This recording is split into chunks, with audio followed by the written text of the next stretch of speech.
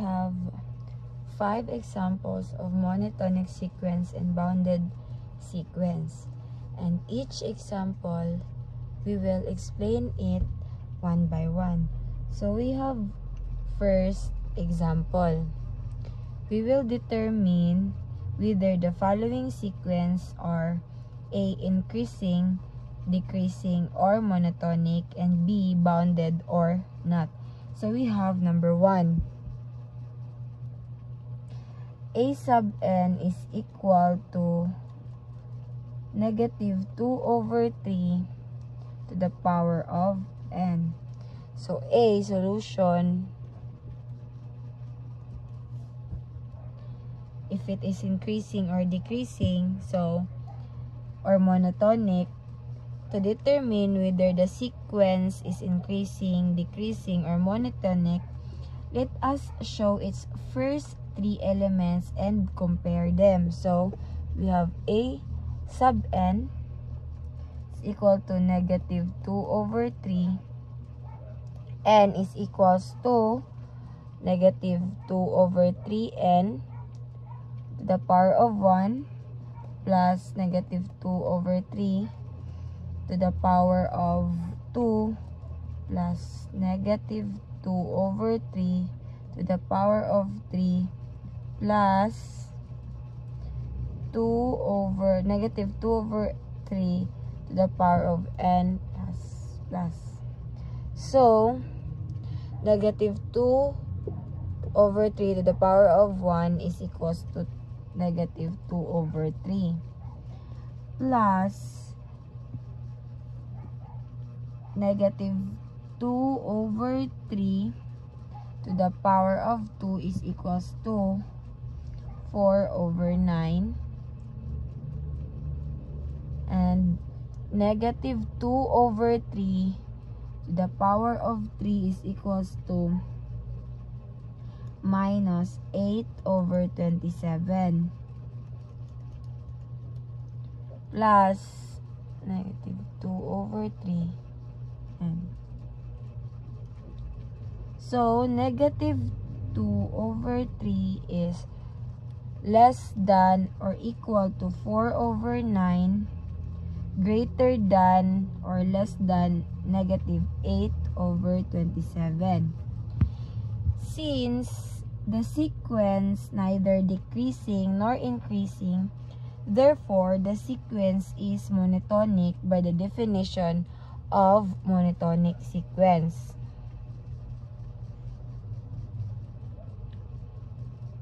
To verify, let A sub n is equal to negative 2 over 3 the power of n, and A sub n plus 1 is equal to negative 2 over 3 to the power of n plus 1, and A sub n plus 2 is equals to negative 2 over 3 to the power of n plus 2. So, A sub n is less than or equal to A sub n plus 1. So, the value of our A sub n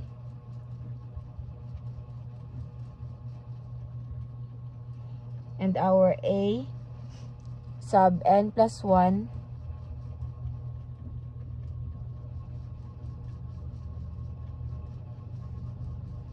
evaluate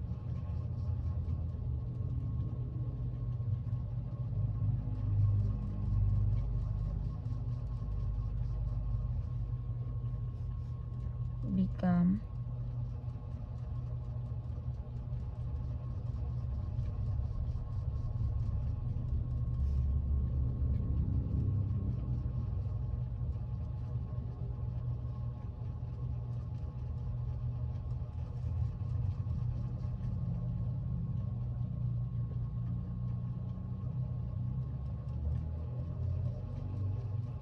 we let n is equal to 1.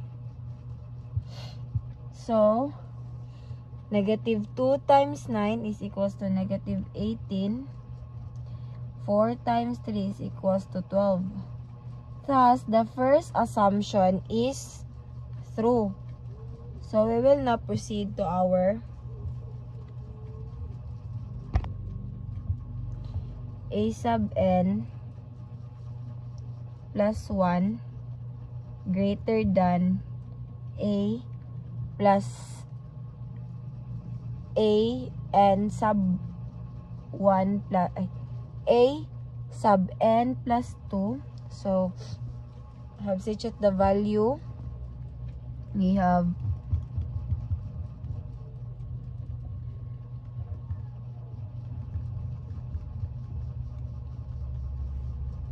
evaluate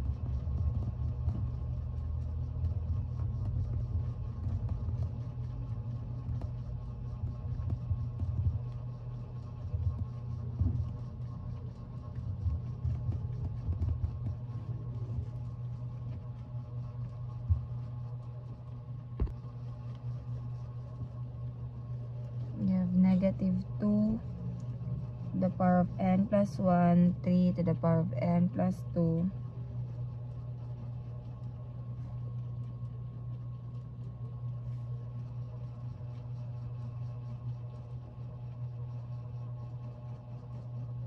we let n is equals to 1.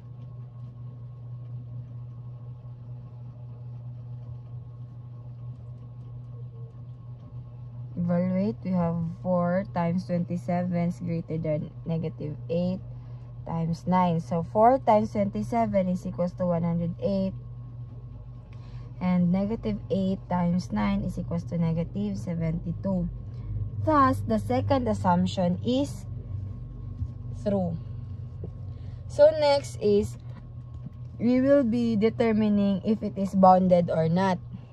So, to determine whether it is bounded or not, let us use the definition of bounded sequence. So, we have n is less than or greater than absolute value of a sub n less than or equal to m. So,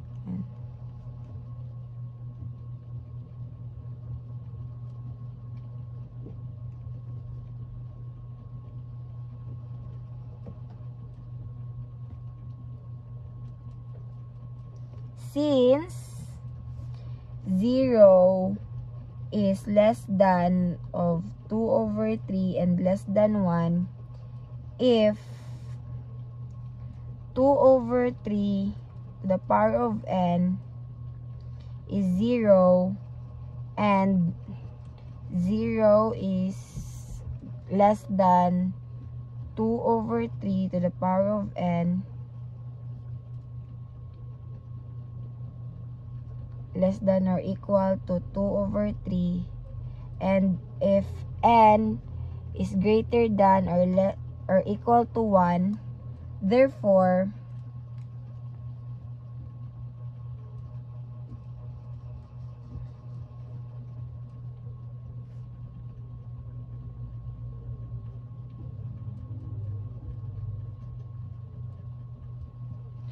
thus the sequence is bounded.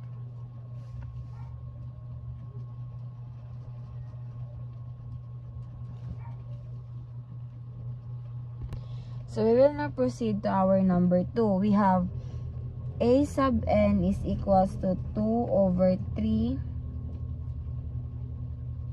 the power of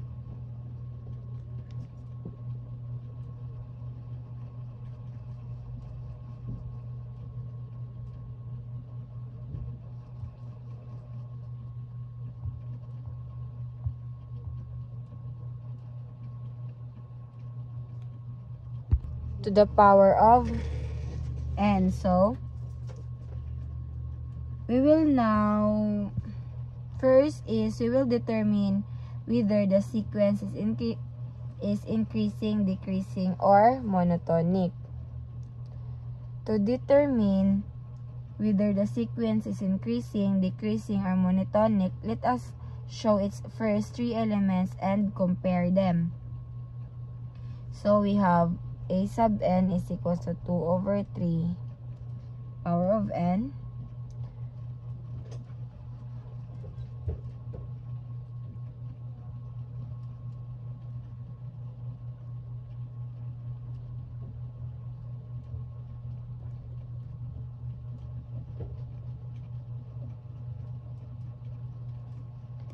So 2 over 3, the power of 1 is 2 over 3 plus 4 over 9, 2 over 3 to the power of 2, and 2 over 3 to the power of 3 is 8 over 27 plus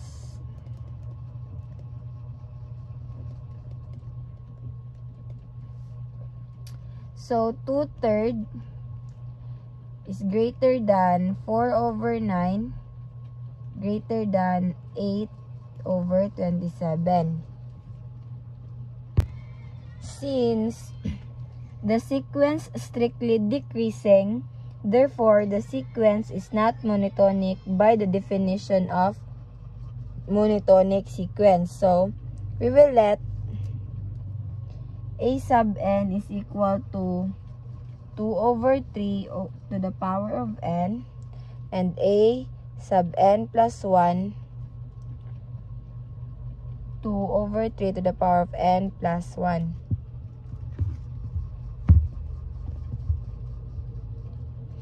So a sub n is greater than a sub n plus 1.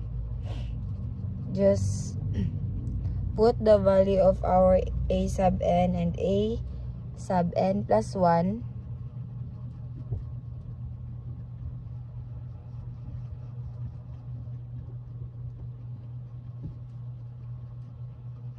Evaluate.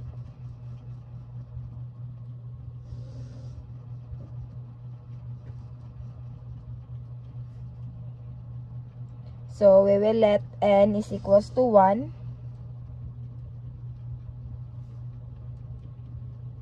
So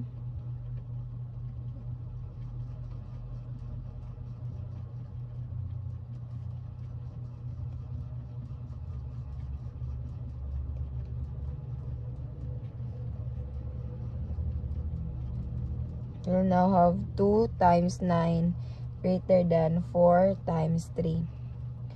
2 times 9 equals to 18 greater than 12. Thus, the assumption is true. Now, we will determine if it is bounded or not. To determine whether it is bounded or not, let us use the definition of bounded sequence. So, we have n is less than or equal to absolute value of a sub 9 less than or equal to m.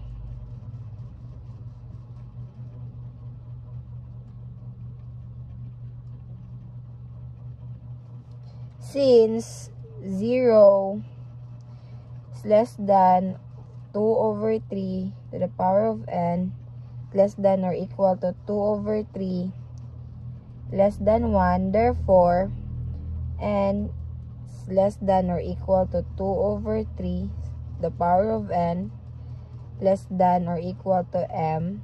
0 less than or equal to 2 over 3 to the power of n less than or equal to 1. Thus, the sequence is bounded. We will now proceed to our example number 3. We have a sub n to the power of 3 over 2. A sub n is equal to 3 over 2 to the power of n. So, solution first is we will determine if it is increasing, decreasing, or monotonic. To determine whether the sequence is increasing or decreasing or monotonic, let us show it first 3 elements and compare them. A sub n is equal to 3 over 2 to the power of n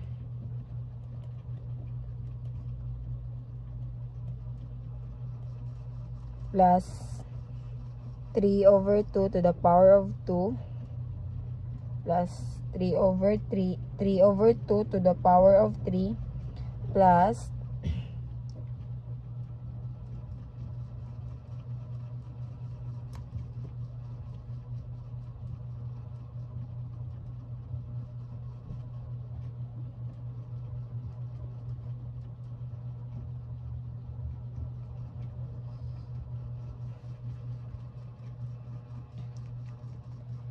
Since 3 over 2 to the power of 1 is 3 over 2, 3 over 2 to the power of 2 is 9 over 4, 3 over 3 to the power of 2, 3 over 2 to the power of 3 is 27 over 8. So, 3 over 2 is less than 9 over 4 and less than 27 over 8.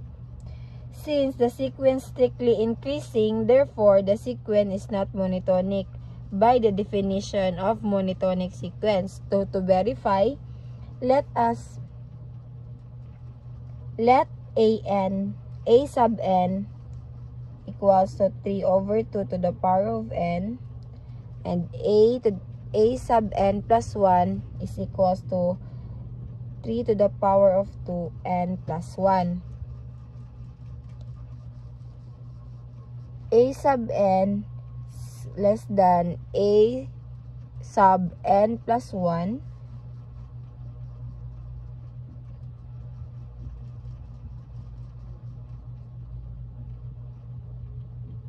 Substitute the value of our a sub n and a sub n plus 1.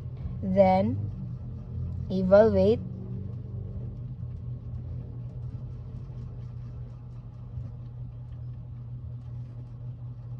We will let n is equals to 1.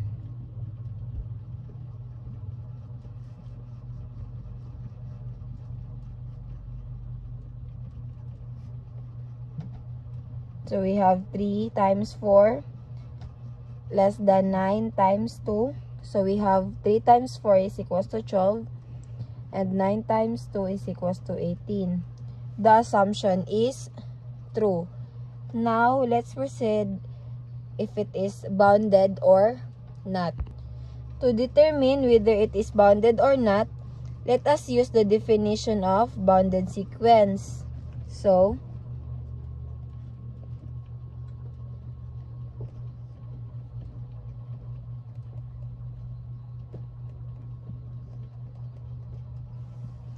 the sequence starts at a sub 1 is equals to 3 over 2 and keeps multiply by 3 over 2 greater than 1. Therefore, a sub n gets larger and larger without bound. However, since all terms are positive, it is bounded below by 0. So,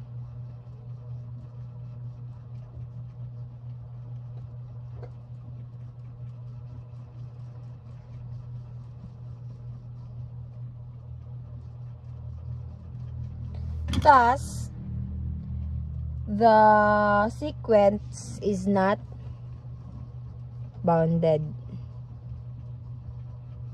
We will now proceed to our number 4. We have a sub n is equals to sine n pi over 6.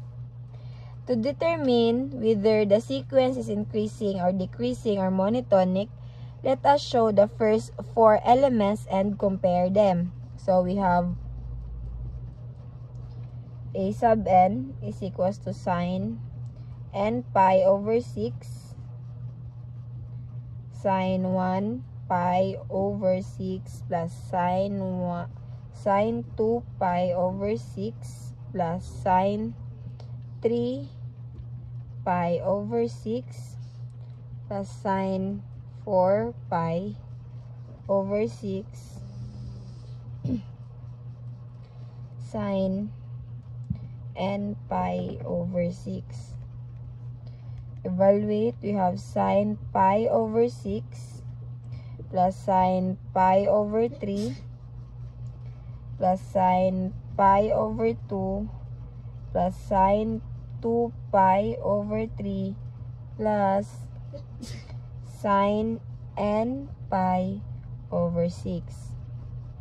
Sine pi over 6 is equals to 1/2 plus sine pi over 3 is equals to square root of 3 over 2. Sine pi over 2 is equals to 1 plus sine pi 2 pi over 3 is equals to square root of 3 over 2 plus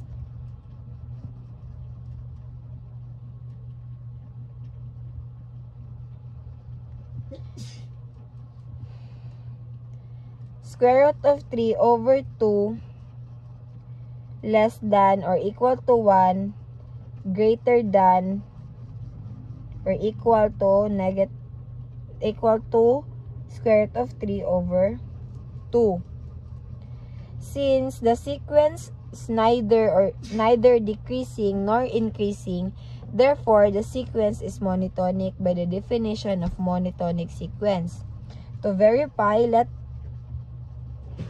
a sub n is equals to sine n pi over 6, n sub n plus 1 is equals to sine n plus 1 pi over 6, and a sub n plus 2 is equals to sine n plus 2 pi over 6. A sub n is less than or equal to a sub n plus 1. Just substitute the value.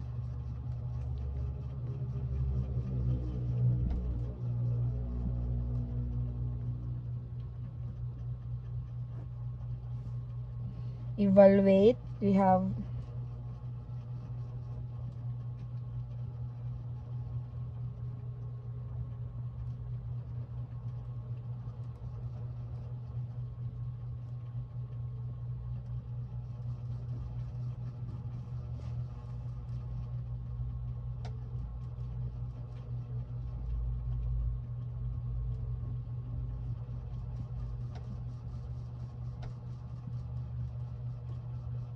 we will let n is equals to 1. So,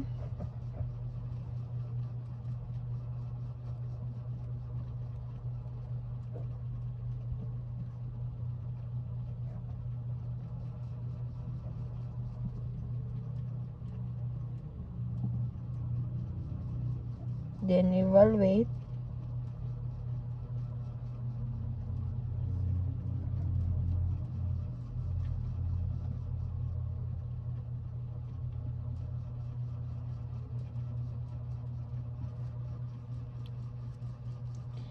Cosecant pi over 3 is equals to 2 square root of 3 over 3 less than or equal to 2. Thus, the first assumption is true.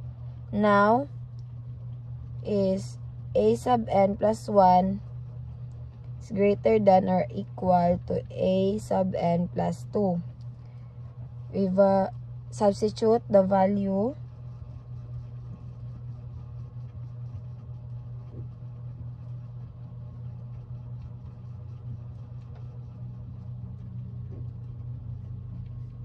Then evaluate.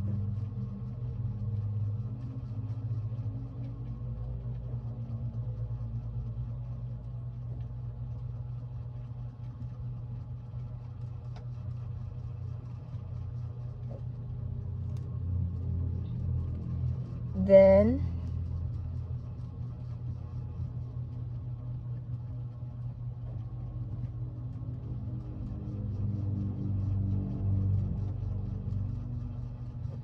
we will let n is equals to 1.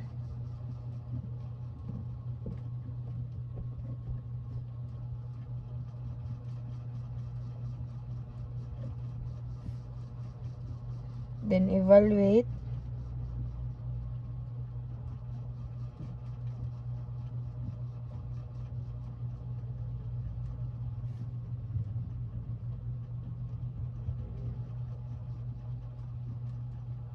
So we have now 1 is greater than or equal to 2 square root of 3 over 3. Thus, the second assumption is true. We will now determine if it is bounded or not. So let us use the definition of bounded sequence.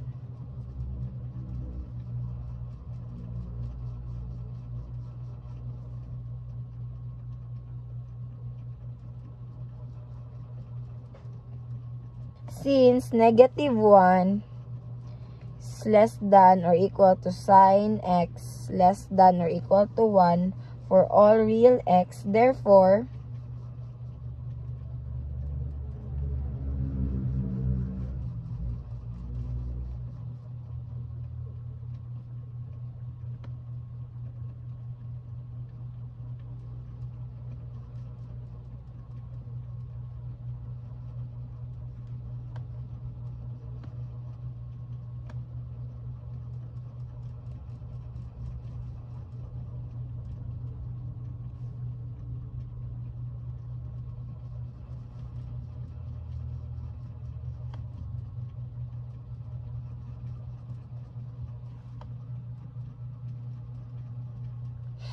thus the sequence is bounded.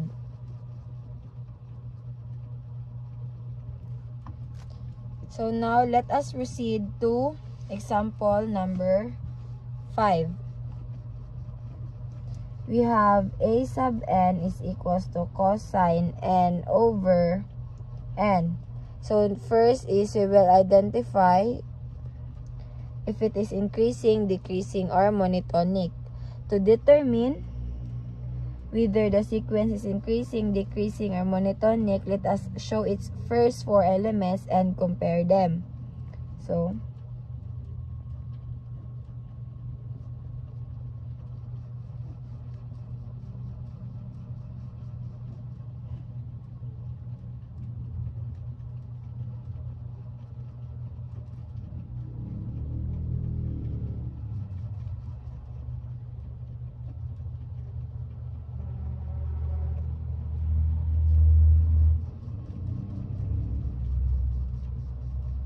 cosine 1 over 1 is equals to cosine 1 plus cosine 2 over 2 plus cosine 3 over 3 plus cosine 4 over 4 plus cosine n over n.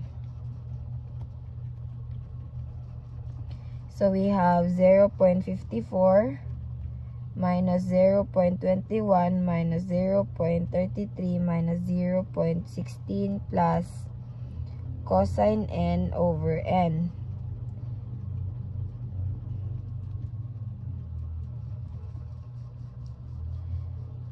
Negative 0.21 is greater than or equal to negative 0.33 and less than or equal to negative 0.16.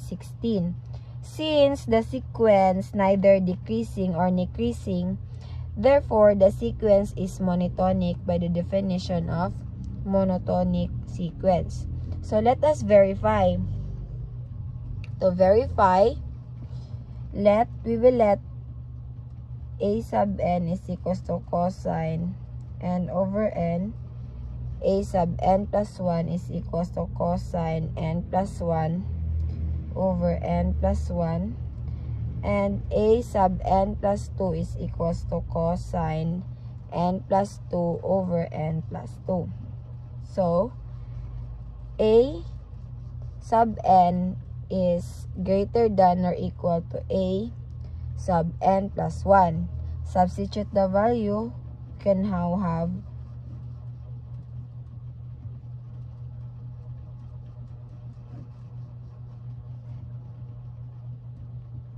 then evaluate, and we will let n is equals to 2.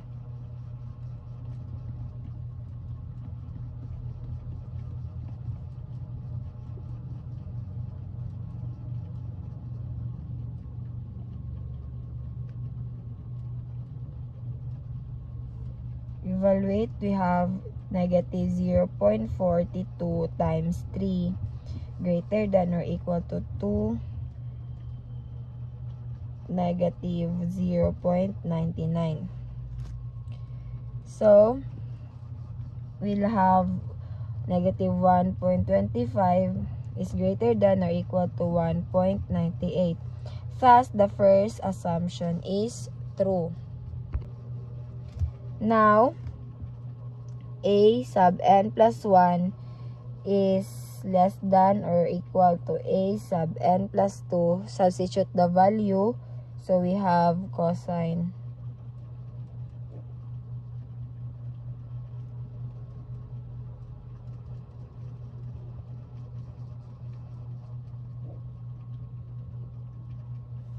evaluate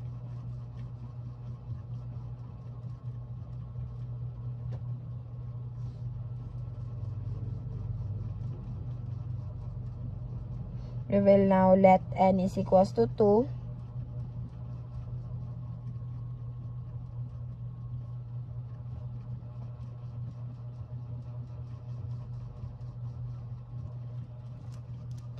Then evaluate. We have negative 0.99. 2 times 4 less than or equal to cosine less than or equal to negative 0.65 times 3. So we have negative 3.95.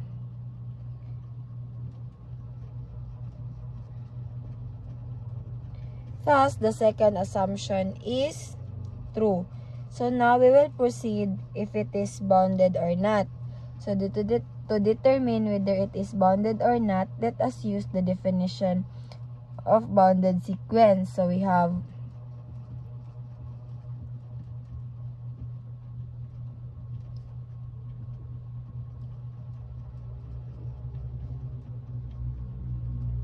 since absolute value of cosine x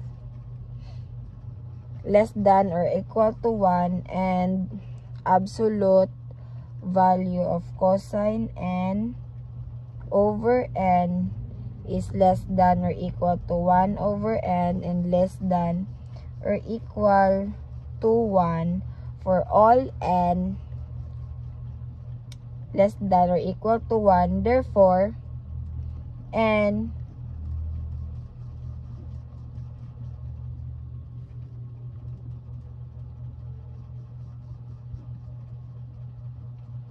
thus the sequence is bounded.